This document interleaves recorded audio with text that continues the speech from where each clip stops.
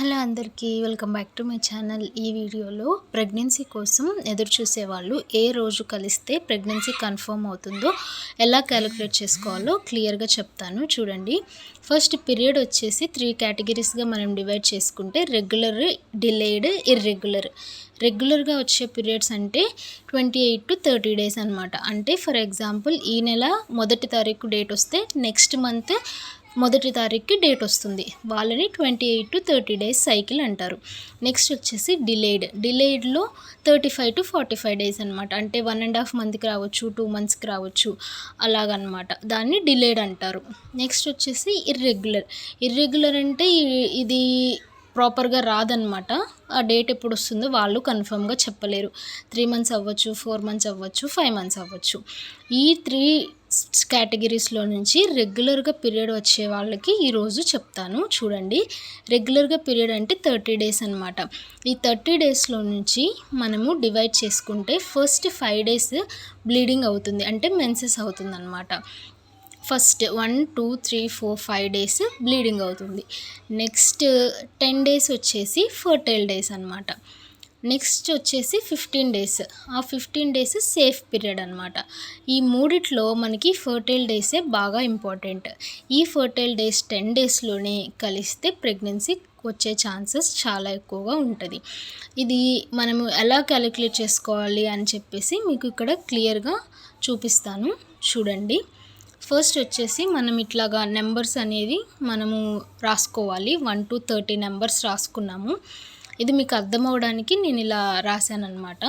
ఈ నెంబర్స్ అనేవి first 5 days చూద్దాము. 5 డేస్ అంటే 1, 2, 3, 4, 5 డేస్ ఉందనుకోండి. ఈ 5 డేస్ మనము మెన్సెస్ అనమాట. ఫర్ ఎగ్జాంపుల్గా చెప్తున్నాను. ఫస్ట్ 5 డేస్ వచ్చేసి అంటే ఈ నెల అనుకోండి, ఫర్ ఎగ్జాంపుల్ సెప్టెంబర్లో 1న మనకి డేట్ వచ్చింది అనుకోండి. ఈ ఫస్ట్ 5 డేస్ అనేది బ్లీడింగ్ అవుతుంది. నెక్స్ట్ వచ్చేసి ఈ 10 డేస్ అంటే 11 నుంచి 20 డేస్ వరకు మనకి ఫర్టైల్ డేస్ అంటారు. ఈ 11 నుంచి 11, 12, 13, 14, 15, 16, 17, 18, 19, 20 ఈ 10 డేస్ అనేవి మనకి ఫర్టైల్ డేస్. నెక్స్ట్ ఉన్న 10 డేస్ మనకి సేఫ్ అనమాట. Safe days. బ్లీడింగ్ అయిపోయిన 5 డేస్ మనకి సేఫ్. నెక్స్ట్ ఫర్టైల్ డేస్ అయిపోయి మనకి నెక్స్ట్ డేట్ వచ్చే ముందు 10 డేస్ కూడా మనకి సేఫ్ డేస్ అనమాట. ఈ బ్లీడింగ్ డేస్ నెక్స్ట్ వచ్చిన 5 డేస్ ఇవి సేఫ్. ఈ రెండు సేఫ్. సో కన్ఫ్యూజ్ అవ్వద్దండి. సో క్లియర్గా చూడండి. ఫస్ట్ 5 డేస్ అనేది డేట్ వచ్చిన డేస్ మనకి బ్లీడింగ్ అవుతుంది.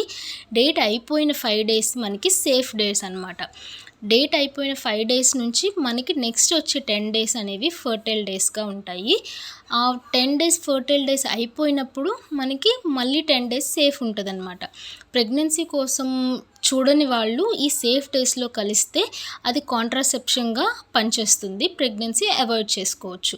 కానీ ప్రెగ్నెన్సీ కావాలనుకున్న వాళ్ళు మాత్రం ఈ ఫర్టైల్ డేస్లో కలిస్తే వాళ్ళకి కంపల్సరీగా కన్సీవ్ అయ్యే ఛాన్సెస్ చాలా ఎక్కువగా ఉంటుంది. జనరల్గా ఎగ్ అనేది రిలీజ్ అయ్యేది ఎప్పుడో చూద్దాము.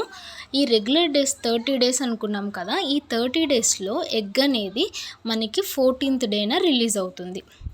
ఈ 14th డే రిలీజ్ అయిన ఎగ్ అనేది ఓన్లీ 1 డేనే ఉంటుందన్నమాట. మన బాడీలో రిలీజ్ అయినప్పుడు ఓన్లీ 1 డేనే లైఫ్ స్పాన్. 1 డే తర్వాత అది డిస్ట్రాయ్ అయిపోతుందన్నమాట. సో 1 డేనే మనకి బాడీలో ఉంటుంది. ఆ రిలీజ్ అయ్యింది ఎగ్ 14th డే రిలీజ్ అవుతుంది కదా. అప్పుడు మనకి ఇది చూసారా, ఇక్కడ ఈ ఫర్టైల్ డేస్లో 14th డే అనేది మనకి ఎగ్ రిలీజ్ అవుతుంది. ఈ కొంతమందికి హార్మోనల్ చేంజెస్ ఉంటాయి కాబట్టి అందరికీ ఒకేసారి రిలీజ్ అవుతుంది అని చెప్పలేము.